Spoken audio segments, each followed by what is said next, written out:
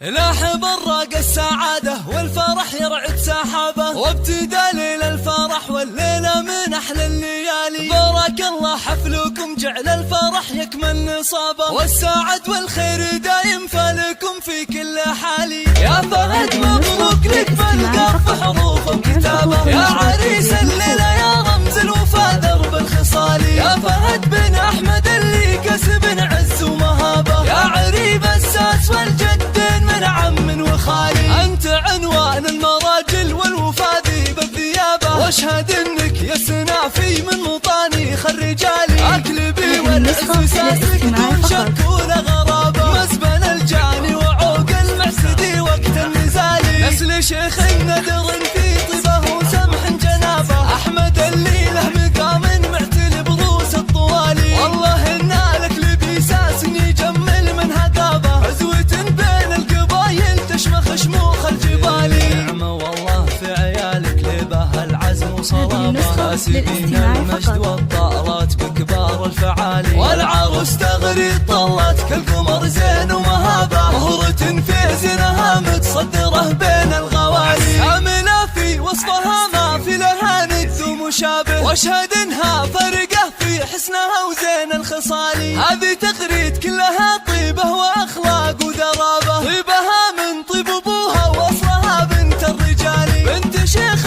فتح للضيف والعانين بابه، وعلي راعى الفعول اللي تنومس كل غالي. فيها الغلبه يلي مجدهم كل حكابه، الرجال اهل الحميه والوفا واهل المعالي. لابت السبع عن مجد من قبل عصر صحابه، عزهم تشهد له سيوف صقيله ونبالي. نسبع الغلبه يلي مجدهم كل حكابه، الرجال اهل الحميه والوفا واهل المعالي. 497 0189